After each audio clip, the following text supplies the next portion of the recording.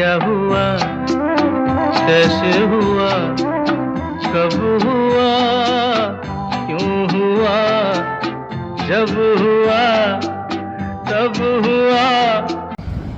भाजपा का ख्वाब हरियाणा में तीसरी बार सरकार बनाने का है। यूं तो ख्वाब देखना बुरी बात नहीं है, लेकिन इस बार यह भी हकीकत है कि हर कोई ख्वाब पूरा नहीं होता और इसी तरह बीजेपी का इस बार हरियाणा में सरकार बनाने का ख्वाब पूरा होता हुआ नहीं दिख रहा है।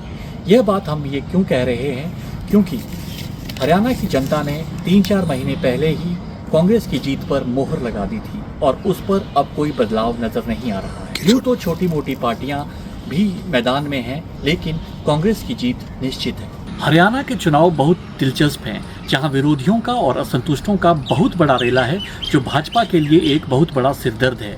इस सिरदर्द की फिलहाल कोई दवा नहीं है। अब सिर्फ हार का ताज है, जो भाजपा को ना चाहते हुए भी पहनना होगा। हरियाणा की जनता खुलकर सामने आ गई है और अपना फैसला सुना दिया है कि अब की बात कांग्रेस सरकार। अब आते हैं कांग्रेस पर। कांग्रेस ने भी बहुत से प्रत्याशियों का टिकट काटा है। जिनको टिकट नहीं मिला वह असंतुष्ट होकर किसी अन्य पार्टी में चले गए हैं या फिर कुछ निर्दलीय खड़े हो गए हैं, जो अपना भाग्य आजमा रहे हैं। इन असंतुष्टों से कितना फर्क पड़ेगा या नहीं पड़ेगा, यह प्रश्न जरूर है।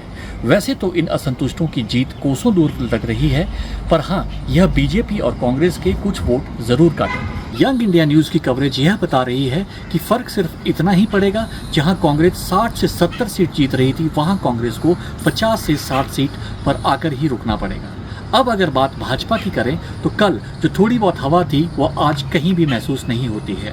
विनाश कालय विपरीत बुद्धि, मतलब सैनी का मुख्यमंत्री बनना, जो हरियाणा की जनता और भाजपा को बिल्कुल भी स्वीकार्य नहीं है, इस बात को चरितार्थ करता है। अब आप देखिए, भारतीय जनता पार्टी के हरियाणा के प्रभारी ने कहा है कि सैनी के नेतृत्व में चुनाव लड़ा जाए और मुख्यमंत्री भी यही होंगे, पर अफसोस यह है कि जनता को भी यह कबूल नहीं है। शायद यही कारण है कि विद्रोह का स्वर खुलकर सामने आया है। एक और अनिल विज और दूसरी ओर राव इंद्रजीत जैसे कदावर नेताओं ने भी मुख्यमंत्री बनने की दावादारी ठोक दी। हमारी जानकारी में और हमारे सूत्रों ने बताया है कि कई सीनियर नेताओं ने कहा है कि कब तक दबकर काम करेंगे और कब तक डर के रहेंगे। अब ऐसा नहीं होने देंगे ताकि हमारी राजनीति का इस तरह अंत ना हो। अगर हमारे ऊपर किसी जूनियर को लादने की कोशिश करेंगे तो यह नहीं होने देंगे, क्योंकि हम अपनी राजनीतिक हत्या नहीं करना चाहते। श्रीमती सोनिया गांधी, राहुल गांधी, कांग्रेस अध्यक्ष खड़गे जी को यह सुनिश्चित करना है कि हरियाणा का मुख्यमंत्री कौन हो। यह सिरदर्द व यह समस्या कांग्रेस में हमेशा ही रही है। भूपिंदर हुड्डा, कुमारी शैलजा के बीच में जो मुख्यमंत्री बनने की दौड़ चल रही है, यह दौड़ बेवजह की जा रही है। कुमारी शैलजा कांग्रेस में बहुत वरिष्ठ नेता हैं, लेकिन मुकाबला अगर देखा जाए तो हुड्डा जनता में ज़्यादा लोकप्रिय हैं अथवा उन्हें मुख्यमंत्री होने का अनुभव है। तीसरा नाम जो बेवजह हमारी बिरादरी ले रही है वह है सुरजेवाला का। रणदीप अपने लड़के को जरूर जीत दिलवा सकते हैं, क्योंकि कांग्रेस व हुड्डा की आंधी चल रही है, लेकिन मुख्यमंत्री बनने में कोई सिम्टम्स नजर नहीं आ रहे हैं। यह अलग बात है कि वह राहुल गांधी के नज़दीक होने का दावा करते हैं। राहुल गांधी को यह देखना व समझना बहुत ज़रूरी है कि मुख्यमंत्री की दौड़ में बेवजह बिना बात के कंट्रोवर्सी की जा रही है। इस कंट्रोवर्सी की सीधी सीधी उंगली सुरजेवाला पे ही जाती है। हरियाणा के यह चुनाव व कांग्रेस की जीत यह दर्शाती है कि सूबे की जनता राहुल गांधी व हुड्डा को पसंद करती है।